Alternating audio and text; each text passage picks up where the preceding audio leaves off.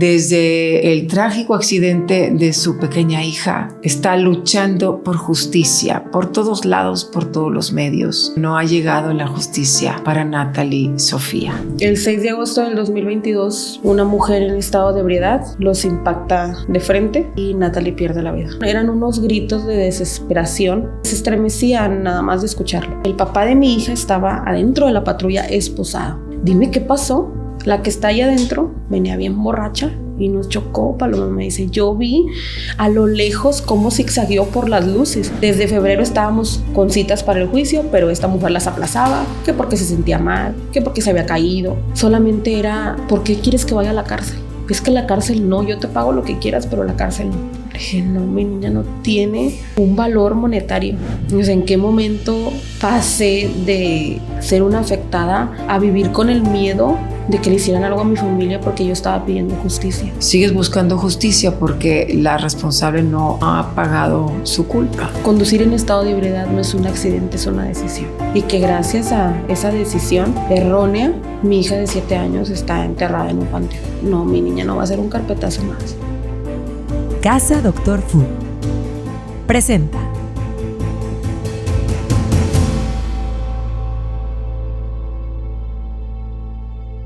Bienvenidas, bienvenidos. Esto es La Curiosidad Conecta. Soy Maru Lozano Llamas. El día de hoy tengo la presencia de Paloma Paz. Paloma es una mujer valiente que desde el trágico accidente de su pequeña hija está luchando por justicia, por todos lados, por todos los medios. Y justamente está aquí porque no ha llegado la justicia para Natalie Sofía. Gracias, Paloma.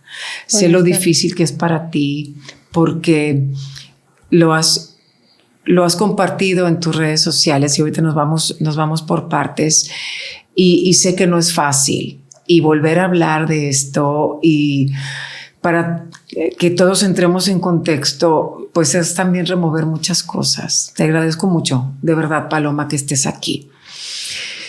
Ay, ¿qué fue lo que pasó ese día de agosto del 2022? El 6 de agosto del 2022, mi hija se encontraba en una reunión con su papá y su familia.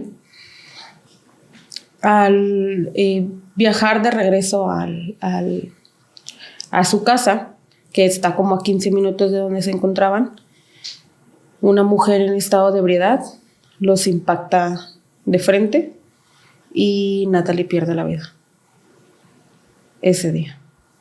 ¿Ella iba con su papá? ¿Tú y su papá separados, divorciados? Sí, ya, desde que ella tenía aproximadamente 1 año. Ok, pero él obviamente veía a claro. Sofía, Natalie los fines de semana, etcétera.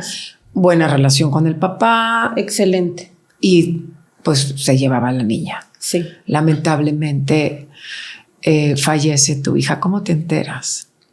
Yo estaba trabajando. Soy paramédico de profesión. Tenía 2 trabajos. Trabajaba para una dependencia municipal donde yo vivo y para un conjunto de empresas que pertenece a Kia Motors. Uh-huh. Y yo estaba hasta allá cuando a mí me avisaron. En Pesquería. Pesquería.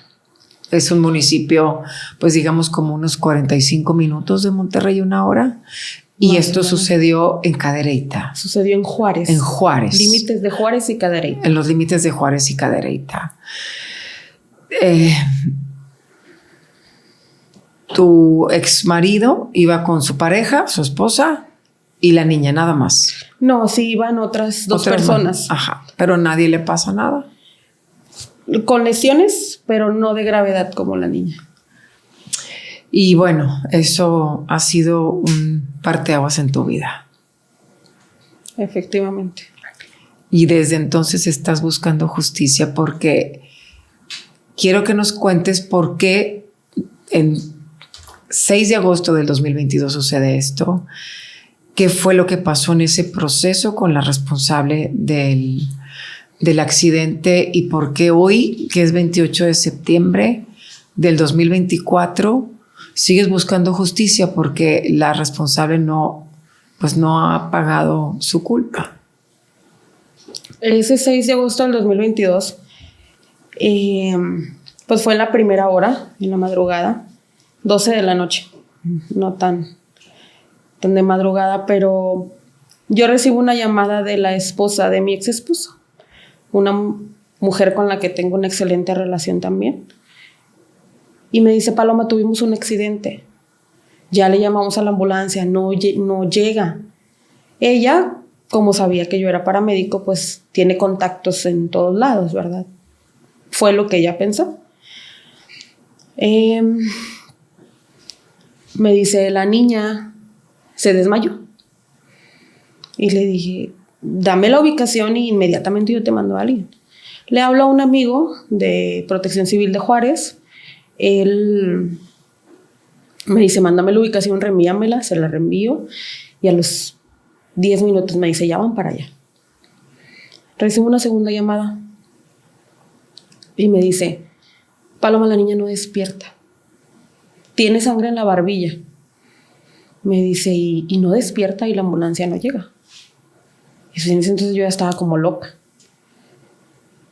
Vuelvo a hablarle a mi amigo. Me dice: ya va para allá la ambulancia, ya no debe tardar en llegar. Pasan 10 minutos. Total, fueron, no sé, unos 50 minutos, una hora de que pasó el accidente hasta que pudieron toparse a la ambulancia, porque ni siquiera llegó al lugar.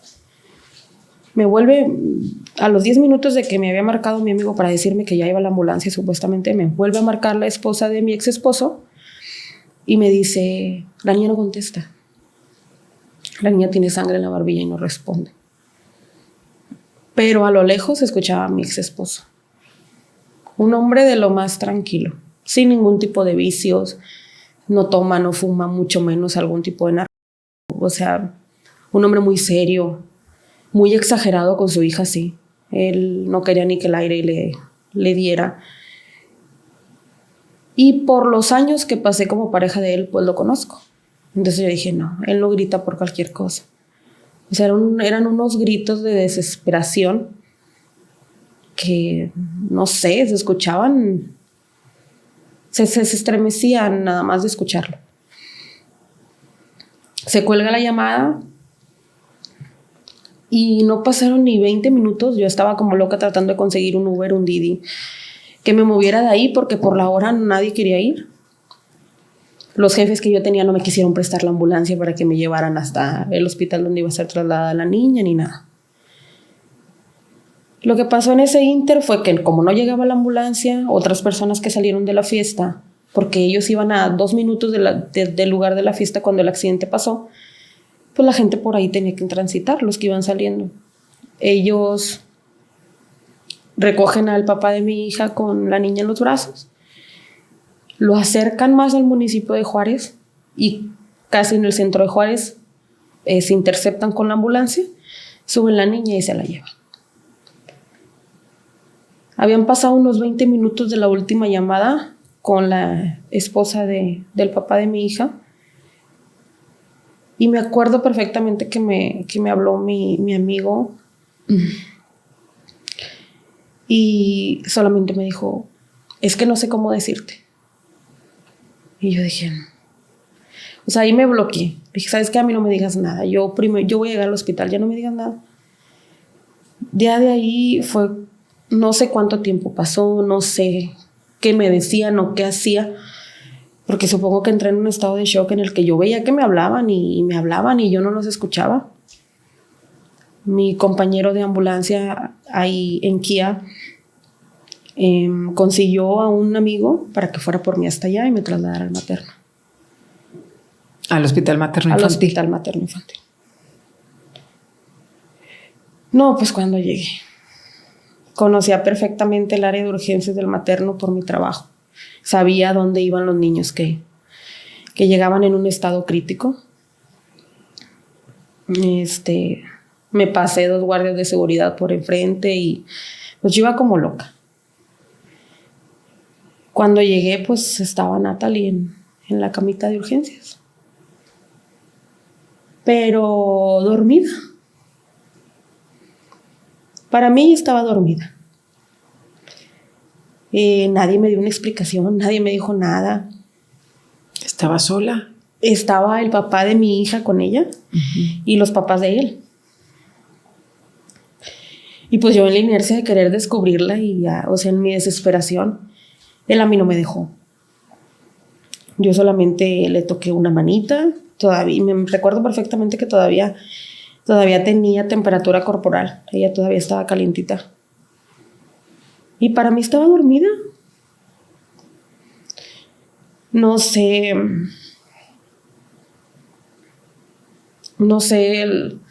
el protocolo a seguir de los médicos, pero nadie salió a decirme nada. Sabiendo que yo era la niña, pues me imagino que, o bueno, yo como paramédico, pues a mí cada familiar que llegaba a ese tipo de eventos, yo les daba una explicación. Claro. A mí nadie me explicó nada. Sacaron a la niña de urgencias, la depositaron en un cubículo de aislamiento y me dijeron que ya no podía estar ahí con ella. Nos sacan al papá de mi niña y a mí, y en eso llega la ministerial y se lo lleva. Porque era un proceso a seguir hasta deslindar la probable hasta saber quién era el probable responsable. Ya no me dejaban entrar a mí al materno, me tuve que retirar y pues obviamente a seguir el protocolo legal. Nos trasladamos al Centro de Orientación y Denuncia en Juárez. Y cuando yo llegué, yo vi policías, tránsitos, 2 personas, una de sexo femenino y uno de sexo masculino, hablando ahí con alguien que portaba un gafete de la fiscalía, pero como sé que en fin de semana se dan muchas cosas, Natal había fallecido prácticamente un viernes en la noche, primeras horas del sábado, pues hay muchos eventos. Yo pasé y escuché que dijeron, dime cuánto se requiere para llevármela ya. Yo ni siquiera sabía que era una mujer todavía.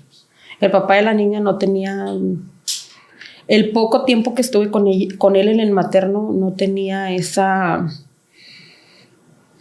fuerza para hablar conmigo. No, él solamente lloraba. Estaba devastado también. Sí, claro. Pues, y tú no sabías ni contra quién habían chocado, nada, ni qué había pasado. Solamente un accidente con este desenlace terrible. Llegas ahí al CODE, le llamamos aquí, ¿no? Al Centro de Orientación y Denuncia. Y ahí estaba entonces la responsable del accidente. Sí. ¿Se la habían llevado ahí? Sí, ahí se la habían llevado. El papá de mi hija estaba adentro de la patrulla esposado, bañado en sangre. Él traía toda la niña en la ropa. Entonces, pues yo llego y yo le digo, ¿qué pasó, David? O sea, dime qué pasó. Y me dice, la que está ahí adentro venía bien borracha y nos chocó. Paloma me dice, yo vi a lo lejos cómo zigzagueó por las luces, pero yo pensé que había esquivado un bache. Me dice, ya cuando viene a la par de mí, se sale de su carril, forma una U, o sea, como tomando vuelo y nos impacta de golpe. Y yo todavía le dije, ¿una mujer? Porque al menos yo como mujer, yo en ese entonces no sabía conducir. Tengo 5 meses que aprendí a conducir. O sea, yo le tenía pavor a manejar. Y yo pensaba que como yo era muy de que por mi trabajo también, de que no pues es lo principal que te dice, no consumas nada cuando vas a conducir. Pues yo pensaba que todas eran así. Fue muy impactante para mí saber que era mujer. Y me dijo, sí, es ella. Y allá están sus papás, los que estaban hablando con el fiscal. ¿Y qué pasó después? ¿Cuánto tiempo estuvo el papá de la niña ahí? Y si viste salir luego a la responsable del accidente. Yo me acerqué a la puerta para verla bien de frente, para ver quién era. Y ella estaba tonta total, o sea, borracha total, no se podía ni sostener, no estaba esposada, andaba fumando con los mismos tránsitos y policías, risa y risa como si nada hubiera pasado. En ese momento yo dije, es tanta su borrachez que no sabe lo que hizo. No sabe la magnitud de lo que ocasionó. Hablé con uno de los asistentes del fiscal para decirle que pues yo era la mamá de la niña y yo era quien estaba ahí para interponer la denuncia. Jamás se me levantó una declaración, nunca me dio el fiscal la cara a mí. Jamás, o sea, yo nunca hablé con él. Esperé muchísimas horas. Esperé desde las 3 de la mañana hasta las 5 de la tarde que me tuve que mover a CEMEFO. Porque a las 5 de la tarde se llevaron a Natalie del materno. Uh-huh. Y jamás salió a darme la cara el fiscal. Yo vi cómo se llevaban a esta mujer a realizar apenas las pruebas de alcoholemia, casi a las 11 de la mañana del siguiente día, casi 12 horas después del accidente. Entonces, me tuve que retirar de ahí porque, pues, tenía que hacer los trámites necesarios para que me entregaran a la niña.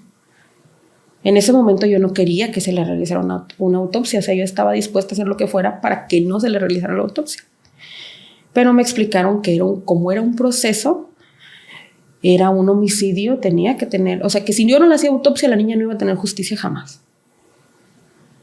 Y dije, pues bueno, me moví, me fui al servicio médico forense, mi ex esposo se quedó detenido para que rindiera su declaración. El sábado a las 6 de la tarde llegó a CEMEFO. Había 19 personas adultas por delante de Natalie. O sea, Natalie me iba a entregar hasta el lunes, si bien me iba. Y yo me acuerdo que le dije, yo sé que tal vez haya muchas mamás afuera esperando también a sus hijos. Pero sabemos de antemano que a veces fallecen de forma violenta en otro tipo de circunstancias. Entonces mi hija, pues al ser una niña, pues esperaba que tuvieran un poquito de consideración. Y me dice el tipo, ya está fallecida. Aquí es igual. Para mí todos son iguales. Me llamó al Ministerio Público, rendí mi declaración, presenté los documentos necesarios para corroborar que yo era la madre de la niña. Y pues me levantó, él fue el único que me levantó una declaración de los hechos. Posterior a esto, me dicen que me retire, que vaya el lunes a ver si ya está lista la niña.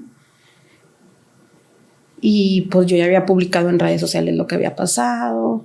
Algunas personas que tenían por ahí contactos en el universitario me ayudaron a que se agilizara la autopsia. Me dijeron, regresa. Yo ya venía en Caseta de Guadalupe, me dijeron, regrésate al hospital. Ya le van a hacer la autopsia a la niña. Yo entro, el tipo igual de prepotente. Me dijo, esto no se hace. Yo no sé a quién le haya hablado, pero esto no se hace. Y en eso le entra una llamada y dice, sí, la niña de Juárez. Sí, aquí la tengo. No, pues tiene 7 años. Sí, está bien. Colgó. Les grita a los que están adentro y les dice, ¿qué están haciendo? No, pues estamos en medio de la autopsia de tal persona. Pues te mueves, así la dejas. Ponte a hacerles autopsia a la niña para que se la lleven ya. Pero es que, no, así déjalo. Hazle la autopsia a la niña, quiero que la saques de aquí, pero ya. Ahí estuve como 6 horas. 6 horas esperando que me dieran la niña. Puedo decir que pasar por el proceso de CEMEFO es lo peor que le puede pasar a una persona. Porque escuchas todo, hueles todo, te imaginas todo, y más cuando eres alguien que vive en el ámbito prehospitalario. Me acuerdo que cuando iba a salir mi niña a las 12 de la noche, me dijeron, te vamos a dejar que la veas, porque mi hermano fue el que hizo todo el reconocimiento y todo. Sí. Vas a verla aquí donde sale, nada más vas a subir a la caja a la funeraria y ya. Y yo me acuerdo que la sacaron en una plancha, con una sábana azul. Hasta la fecha odio esas sábanas. Y pues obviamente yo con la inercia me quise acercar pues a agarrarla. Y me aventó tan fuerte el forense que fui, casi reboté con mi hermano porque según él la niña estaba contaminada. Yo no podía tocar a la niña porque estaba contaminada. Se llevan a la niña. Yo por error había llamado a la funeraria en la sucursal de aquí de Monterrey y pues iban a hacer el traslado hasta el día siguiente. A las 2 de la tarde del día siguiente nos informan que la niña ya está en la funeraria, pero que teníamos que pagar una reconstrucción porque las heridas que la niña tenía eran muy fuertes y con el maquillaje que le habían puesto eran muy visibles, que teníamos que pagar que se le volviera, que se le hiciera una reconstrucción para que no se le viera. Tenía la niña unas heridas en el cuello, 2 heridas en el cuello. Y pues como ya suturan a como se les da su gana, pues ya, pues eran muy visibles. Yo no las vi. Mi hermano fue el que también enfrentó ese proceso por mí. ¿No traía Natalie el cinturón de seguridad? Ella tenía todo. Ella portaba todo. Todo. Pero el impacto fue tan fuerte. Y fue de su lado. Fue de su lado. Entonces, posterior a esto... ¿Pagaron la reconstrucción finalmente? Pagamos la reconstrucción. A la niña nos la entregan a las 5 de la tarde y a las 5:20 sale su papá de la detención. El domingo. Ajá. El domingo. Se habían pasado 48 horas. Ya. Bueno, casi. Casi 48 horas. Empezamos el proceso funerario. En ese entonces me apoyó un abogado que yo conocía en Cadereyta. Me dijo, tú no te enfoques en lo legal, tú enfócate totalmente en el velorio, en el proceso de despedir a tu hija, yo me encargo de lo demás. Jamás firmé nada, jamás lo vi en persona, nada. De todo se encargó él. El lunes recibo una llamada y me dice, necesitas agilizar el entierro de la niña. Yo planeaba enterrarla a las 5 de la tarde o 6. Pero lo tienes que agilizar porque a las 3 de la tarde hay audiencia, la primera audiencia en contra de esta persona. Nos apuramos, le hicimos la misa a las 12, a la 1 la trasladamos al panteón, se enterró a las 2 y de ahí nos fuimos directamente a tomar la audiencia en línea por videoconferencia.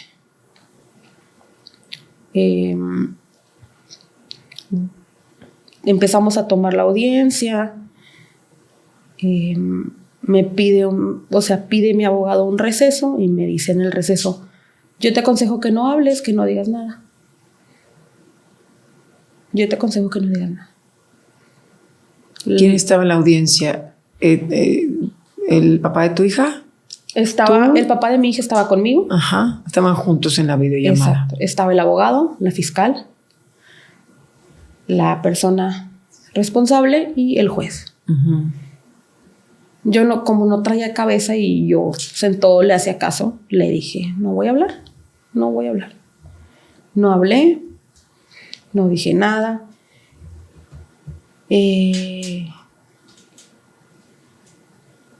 Las cosas se manejaron muy incongruentes y el juez le dictó arraigo a domicilio.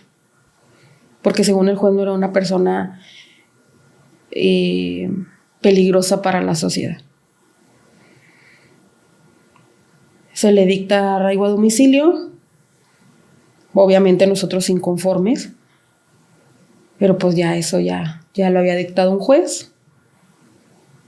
Programaron el cierre de investigaciones en un plazo de 30 días. Nosotros estuvimos al pendiente de todo, pero cuando sale la autopsia de la niña, ahí viene otro golpe más fuerte, porque la autopsia decía que la niña tenía los mismos grados de alcohol que la mujer que le quitó la vida. ¿Cómo? La misma cantidad, 0.119 grados de alcohol en esta mujer y la misma cantidad en el cuerpo de Natalie, supuestamente. Yo, a mi poco conocimiento, jamás había visto que a un niño le practicaran un dictamen toxicológico, que fue algo que también fue muy absurdo, no fundamentado. Obviamente cuestiono a mi abogado, no recibo una respuesta congruente para mí, una respuesta que me dejara a mí tranquila, y empiezo a buscar respuestas. Me contactan con el director de servicio médico forense, voy a verlo a servicio médico forense, el papá de la niña y yo fuimos, y el tipo me dice que su personal no se equivoca, que exhume a la niña. Y dije, no la voy a exhumar y la voy a someter a otro proceso violento para su cuerpecito por tu error, por tu gente. Para empezar, ¿por qué le hiciste ese dictamen? ¿En qué te basaste para hacerle ese dictamen? Si ya sabías que venía de un accidente automovilístico. La niña no estuvo desaparecida. Ella participó en un accidente automovilístico y por eso falleció. Pues exhúmela. Mi personal no se equivoca. Con toda la prepotencia del mundo. Dije, ay, no.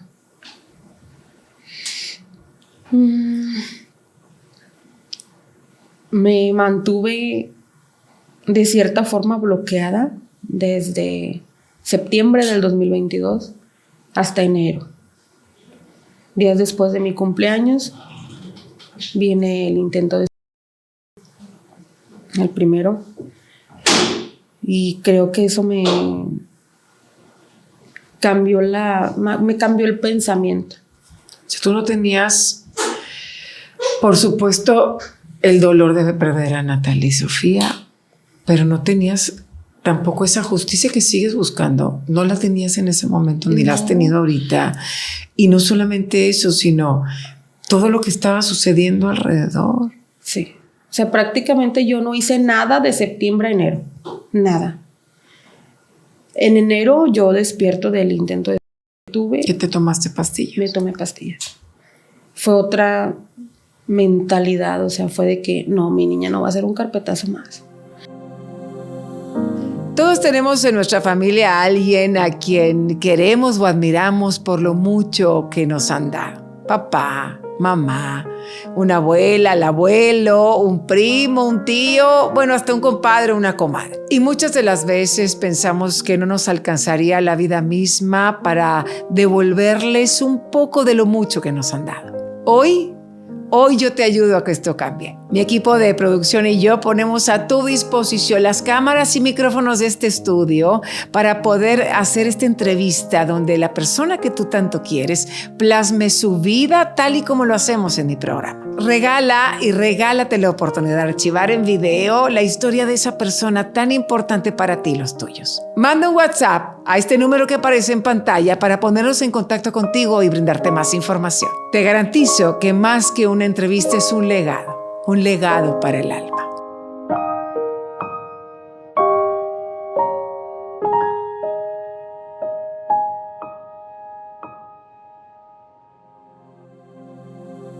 Fue otra mentalidad, o sea, fue de que no, mi niña no va a ser un carpetazo más.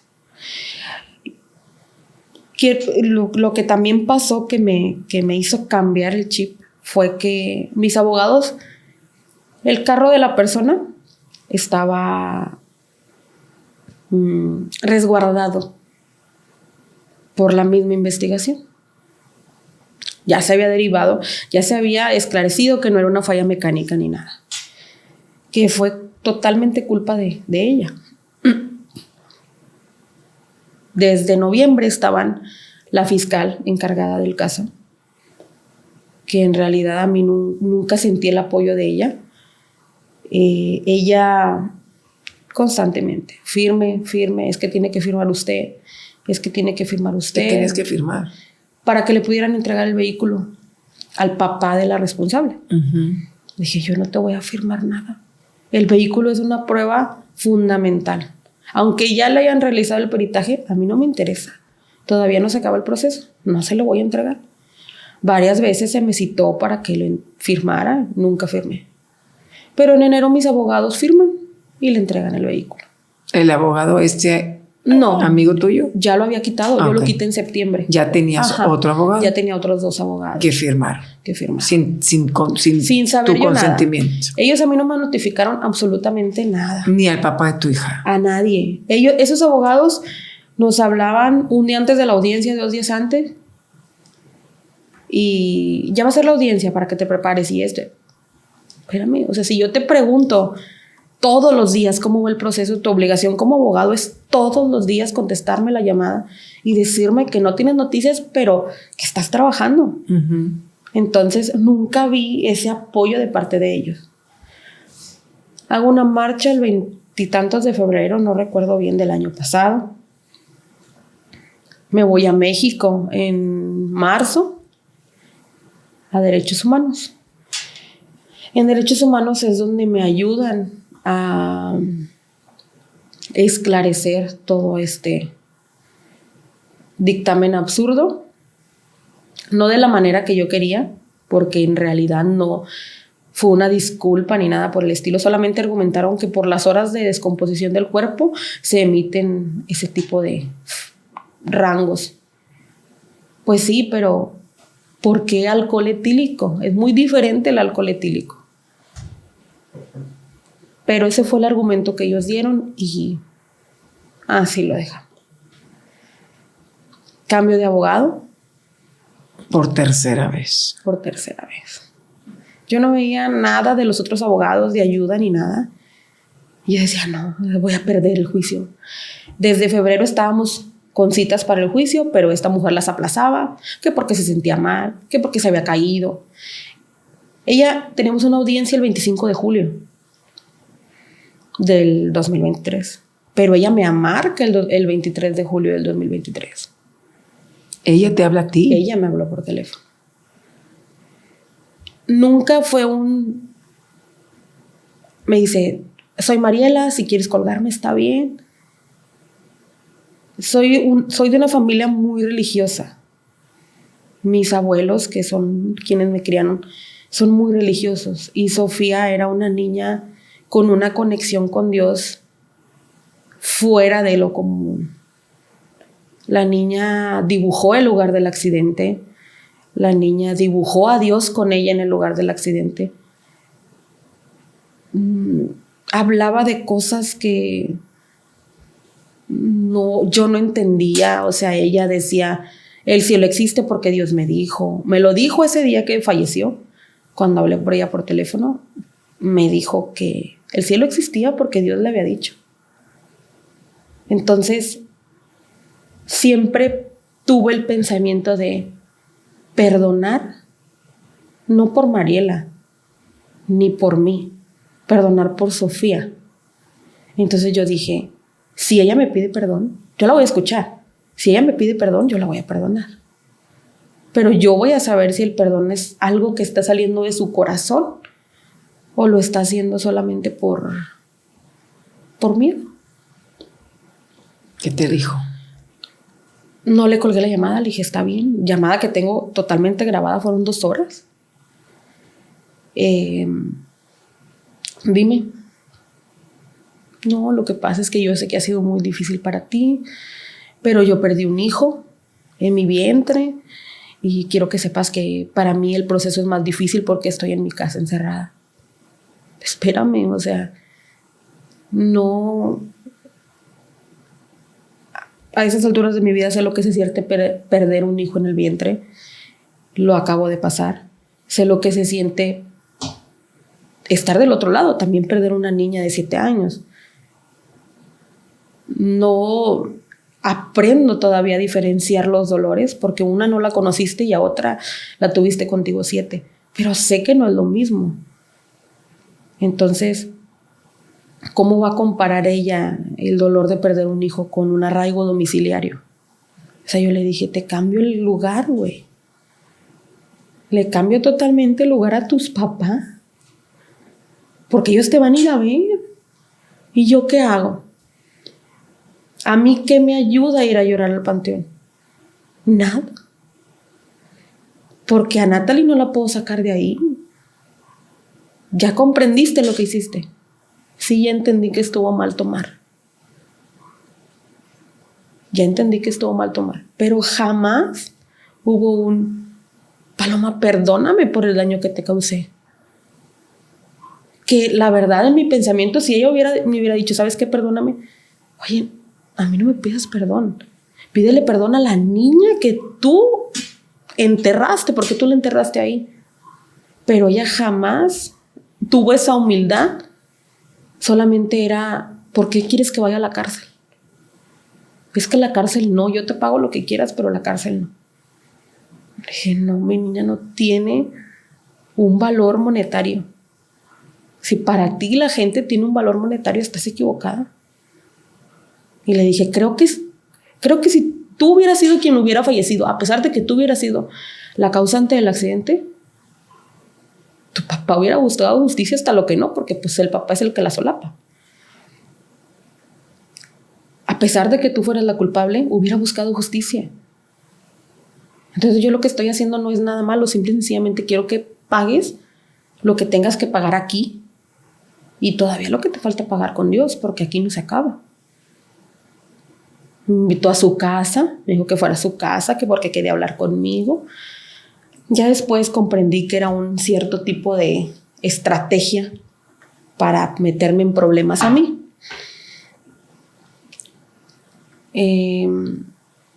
Por redes sociales se empezó a hacer muy conocido el caso de Natalie.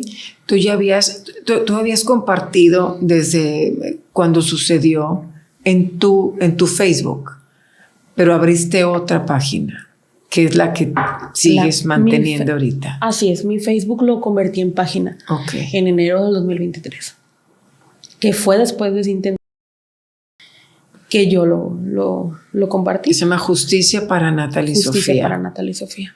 Y empezaste a publicar muchas cosas ahí que la gente empezó a compartir. Sí, claro. Y al menos aquí en la ciudad de Monterrey, pues empezó a ser viral, como le llamamos ahora, esto que tú compartes y sigues compartiendo. Sí. Creo que lo que fue un hincapié, algo que causó mucha conmoción, fue el hecho del dictamen de alcoholemia. O sea, eso fue lo que a todos dijeron. ¿Cómo? ¿Por qué? Después de esa llamada de esta muchacha, ¿qué te dijo el abogado? ¿Qué te recomendó el abogado?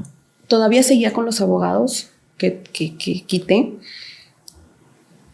La verdad, ahí lo que hubiera implicado era una violación a la medida cautelar. Se le dijo perfectamente cuando se le dio la medida cautelar el 8 de agosto del 2022 que ella no podía acercarse a la víctima o ofendido por ningún tipo de medio. O sea, esa llamada era lo que se necesitaba para que inmediatamente fuera al penal. ¿Pero tú sabías esto? ¿O lo aprendiste? Porque lo aprendí. En 2 años has aprendido de leyes lo que nunca hubieras imaginado. Sí, lo aprendí. Comienza la gente a etiquetarme en redes sociales un abogado. Es de aquí de Monterrey. Enrique Ogaz. Y él me dice, mándame la carpeta de investigación. Yo te la voy a verificar y yo te digo si tomo el caso o no. Se la envié. Yo creo que no había pasado ni una hora de que se le había enviado. Y me marca y me dice, ¿sabes qué? No necesito terminar de ver la carpeta. Voy a tomar tu caso pro bono. Wow. Y dije, ¿por qué? Porque ¿cómo es posible que una niña de 7 años digan que es alcohólica? Porque prácticamente eso es lo que están diciendo, fue lo que me dijo el abogado. Entonces yo voy a tomar tu caso pro bono. Hay que vernos, hay que platicar, voy a estudiar toda la carpeta de investigación, que es extendísima, alrededor de 600 hojas, y te hablo para que nos veamos.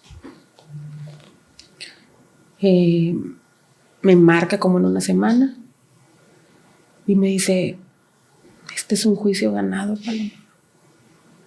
No hay una niña fallecida, hay una mujer que se comprobó mediante un dictamen médico de sangre que conducía en estado de ebriedad. No hay más. Tenemos todas las pruebas necesarias para que ella sea procesada. Se llega agosto, se da otra audiencia, ella argumenta que pues está mal de salud y la vuelven a cancelar la tercera vez. Y me dice el abogado, ya no puede cancelarla más veces, de hecho nomás eran 2. A finales de septiembre, aproximadamente en estas fechas del año pasado, el primer día de juicio. Pues comenzaron muy agresivos los abogados de ella. En todo momento estuvieron agresivos. ¿Esos abogados son los mismos desde el principio?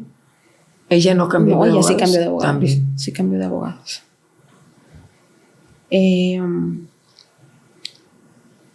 Le decían al tránsito que si era cierto que ella iba esta mujer iba manejando.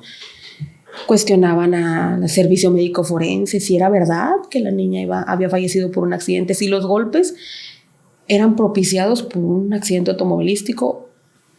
Argumentaban que la niña ya iba fallecida en el vehículo al momento de que ella los impactó. Argumentaban que había fallecido por la ebriedad la niña. Cosas súper absurdas. Tan solo el hecho de que la perito volteó tantito hacia el piso, ya la estaban culpando de que estaba leyendo algo. Hicieron que volteara la cámara y girara todo para que vieran que no estaba leyendo nada. O sea, una cosa absurda. Se llega el tercer día de juicio. A mí también me interrogaron de una manera muy, muy agresiva. Querían que yo dijera exactamente la hora en la que había declarado ante el Ministerio Público del Servicio Médico Forense. Ellos querían hora exacta. Pues si yo ni había estado en el accidente, o sea, yo no estaba presente en el accidente, yo solamente rendí mi declaración para contar cómo me habían informado a mí de la noticia de la muerte de la niña. El juez obviamente dedujo que si al momento de realizarle el dictamen de alcoholemia 12 horas después ella arrojaba una ebriedad completa, al momento del accidente ella estaba ebria completa. Y el juez le dictó 6 años de prisión, más una reparación de daño que era lo que la ley marcaba que se tenía que pagar a los padres o a las personas afectadas. Pensé que iba a apelar la sentencia. Yo sí pensaba que iba, como fue un año de mucha guerra, de denuncias en mi contra, de ataques a mi casa, de persecuciones, de intentos de privación ilegal de la libertad. ¿Todo eso lo denunciaste? Todo. Y después de estos 3 días de juicio, le dan 6 años y ella no apela. No apela. Causa firmeza en noviembre. Y yo dije, Dios la iluminó. Dios la iluminó y le hizo ver que estaba haciendo mal. Porque todavía cuando a mí me ofreció hablar el juez y decir, me dijo, ¿algo que usted quiera argumentar? Sí, claro que quiero hablar. Tanto ella como sus papás y los abogados estaban en una burla total. No sé si el juez habrá tomado en cuenta eso, lo habrá visto, pero vio el semblante de burla en sus rostros. Posterior a esto, en noviembre causa firmeza la sentencia. Nos notifican de que la sentencia causó firmeza. Y a principios de diciembre le llega la notificación a ella. Siempre le llegaban primero las notificaciones a ella y luego a mí, porque vienen desde Monterrey y siempre me decían, ya pasamos a notificarla a ella, venimos con usted. Siempre me comentaba eso el actuario. A ella le notifican y me notifican a mí que ella tiene 5 días para presentarse voluntariamente en el centro de reinserción que le habían dictado, no recuerdo cuál era, y que tenía 5 días también para hacer el pago de la reparación del daño. Y dije yo, ya se acabó esto, o sea, ya ella va a ser internada en el penal y esto ya se acabó. Se acabó en el aspecto legal, en la pesadilla legal. No se presenta. Y eso fue el 4 de diciembre. El 11 de diciembre giran orden de búsqueda, localización y aprehensión en su contra. Pero los ministeriales van hasta el 14 de diciembre. Vecinos de atrás de la casa de ella. Y fueron hasta el día 14. Y ella no la deja salir su papá del domicilio y ella mete un amparo. Diariamente nuestros pies caminan de 8 a 10 mil pasos y nos llevan por el mundo. Pero con un solo malestar nos cambia la vida. Casa Dr. Food es tu aliado en el cuidado de tus pies. Somos líderes en el ramo con más de 60 años de experiencia y te ayudamos a mejorar tu calidad de vida. Que el dolor en los pies no se convierta en un dolor de cabeza. Atendemos pacientes con toda clase de necesidades y contamos con la más alta tecnología para atender podología preventiva, lesiones, uñas encarnadas, hongos en las uñas y pie diabético, entre otros servicios. Pon tus pies en manos de los expertos. Casa Dr. Food. Y ella mete un amparo. En fechas decembrinas, donde ya estaban de vacaciones. De vacaciones. Y le conceden, o sea, metió el amparo y ya no procedió la orden de aprehensión. Otro año en el que ella iba a estar con su familia disfrutando. En enero nos seguimos moviendo, no nos daban respuesta hasta abril. Ella se estaba amparando en contra de la orden de aprehensión. Ella argumentaba que no sabía el por qué le habían dictado una sentencia, no sabía por qué proceso estaba cumpliendo, no sabía qué delito había cometido. O sea, ella ¿A quién le dijo eso? Él fue la declaración que ella rindió para pedir el amparo. Que ella no sabía nada y que todo lo que estaba pasando era ilegal y violatorio a sus derechos humanos. Y le concedieron el amparo.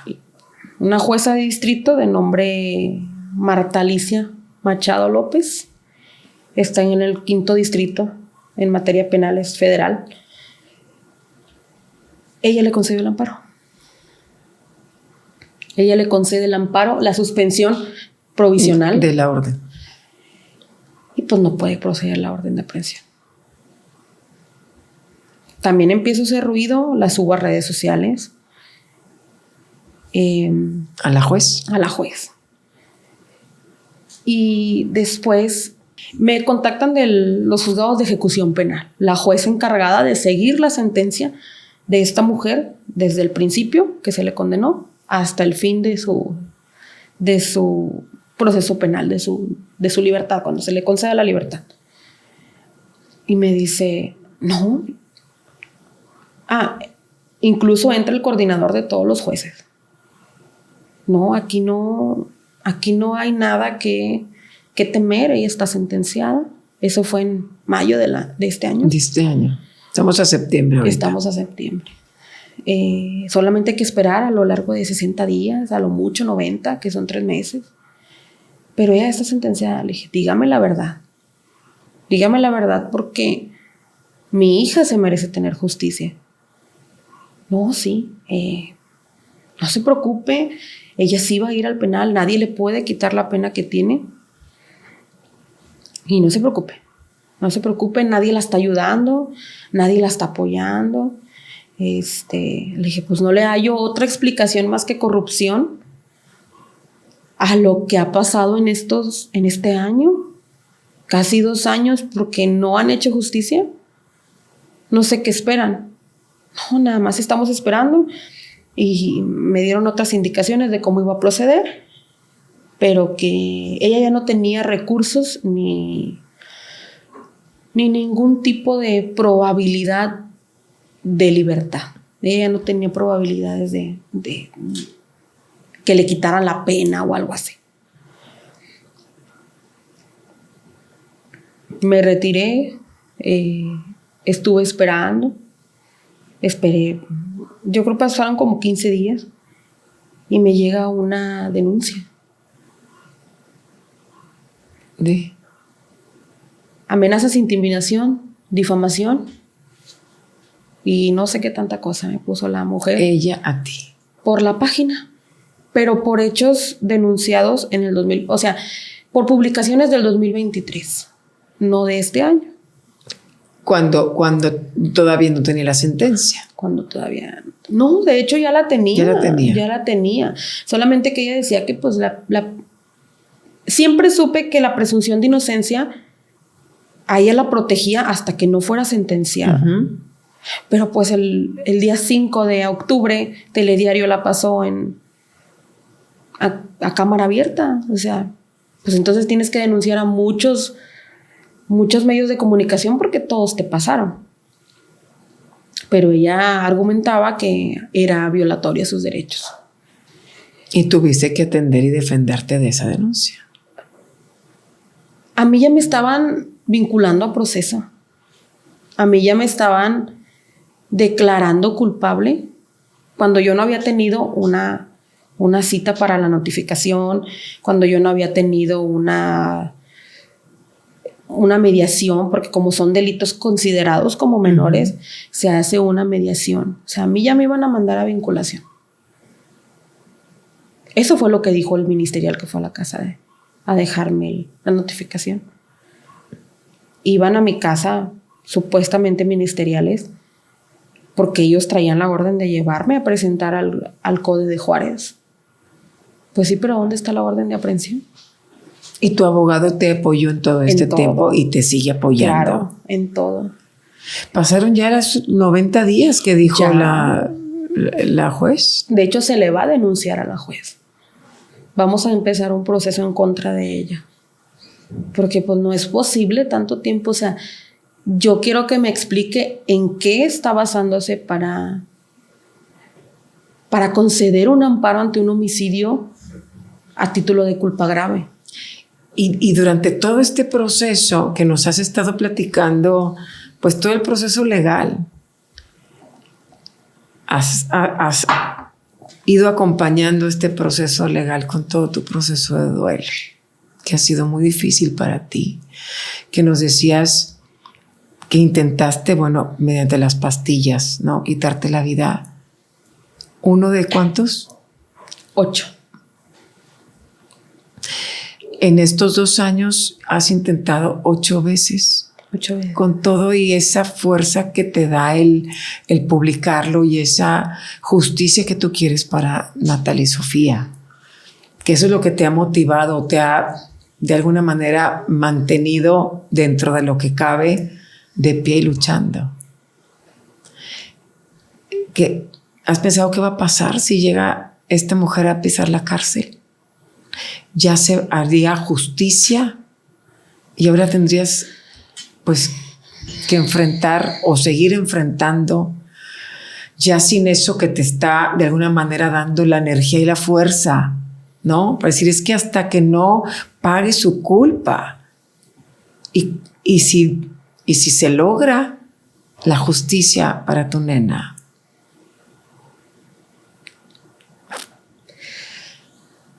Yo creo que ahí va a venir lo difícil. Por eso te lo pregunto. Porque he llevado mucho acompañamiento psicológico y siento que he estado renuente a la idea que todos los especialistas me dan de que tienes que superarlo. Sí, yo sé que tengo que hacerlo en algún momento, pero no creo o no. Mi mente, mi cabeza ignorante, mi mente en duelo, mi corazón en duelo, me dice que no hay una etapa del duelo para mí. No existen esas 5 etapas o no sé cuántas sean que mencionan ellos. No me veo en un año diciendo, ya pasé la primera etapa, ya me faltan 4. No me veo.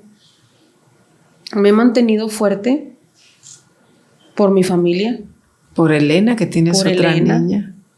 ¿Cuántos años tiene Elena? Elena tiene 5 años. Es la primera vez que la saco en casi 2 años. Por el miedo malo. Por el miedo a que también me la quiten. Porque no se cansaron de hacerme la vida imposible. Me corrían de los trabajos.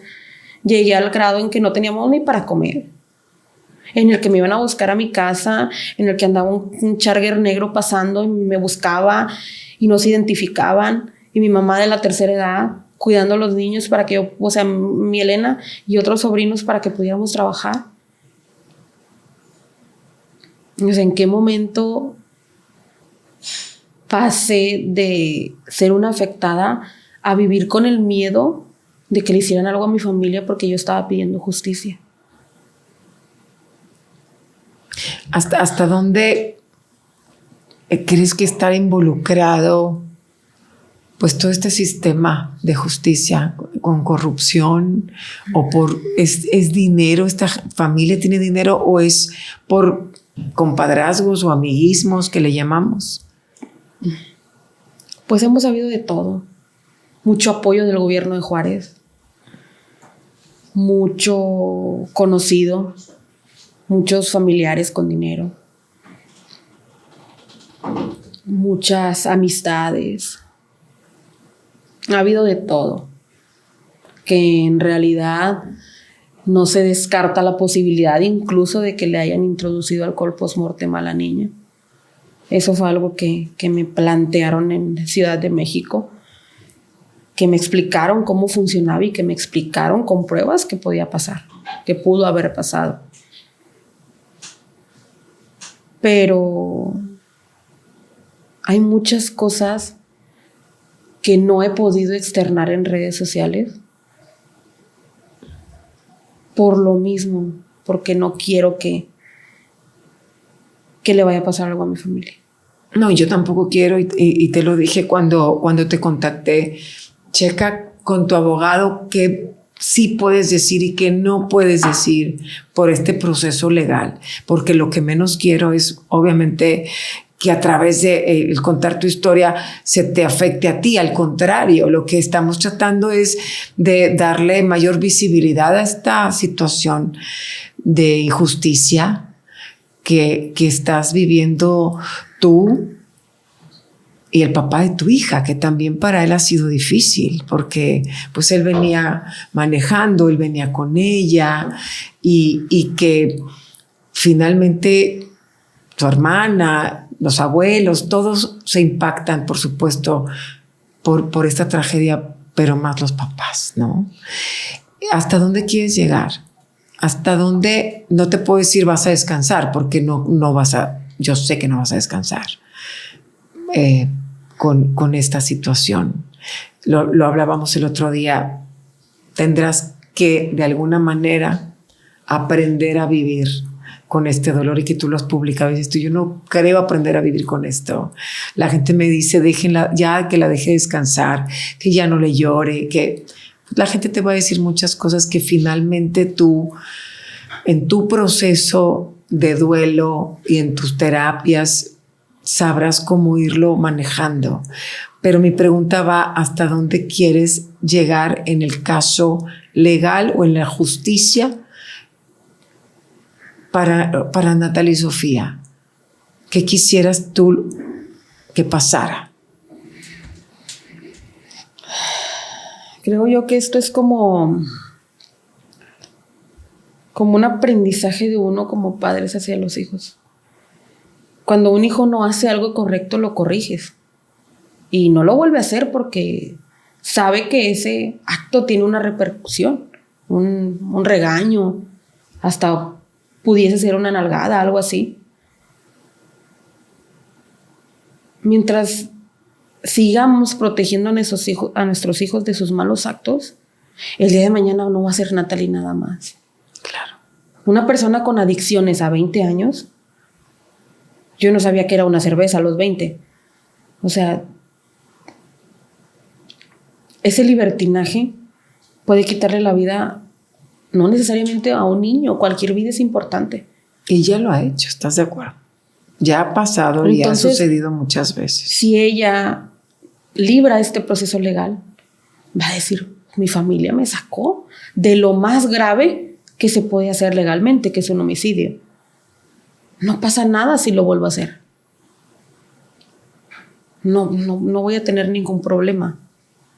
¿Por qué? Porque su mente como la han defendido estos 2 años, pues ahorita está bien tranquila, o sea, ella está como si nada. Tal vez la conciencia en algún momento comience a pasarle factura, quiero pensar que sí. Pero ahorita como está en esa burbuja de los papás, ella piensa que todo se puede arreglar con dinero. Entonces, siento que la pena que le dieron es una burla. Para mí 6 años es una burla total. Ni siquiera la edad que tenía Natalie. Pero creo que desde que del día 1 que pise el penal, va a empezar a entender que lo que hizo está mal. Me gustaría finalmente que hicieras un llamado al sistema judicial. Claro. Que aprovechemos estos micrófonos que para eso son, para hacer este llamado al sistema judicial. Ya escuchamos todo este proceso, cómo ha estado pues amañado, cómo has pasado de ser víctima a ser acusada de diversas cosas, y cómo este ya de por sí doloroso camino que es el seguir viviendo a pesar de perder a tu hija y de esa forma. Y el sistema judicial no te ha respondido. No. Adelante. Más que nada a la jueza Marta Alicia Machado López. Yo no sé si no tenga hijos. Yo no sé si no sepa lo que duele un hijo. Duele para tenerlo. Y para perderlo, pues no. Nadie está listo. No sé cómo hayan sido educadas esas personas en su casa. Creo que tiene que ver mucho la educación. Creo, Malu, que nunca ves la tragedia hasta que no es tu tragedia.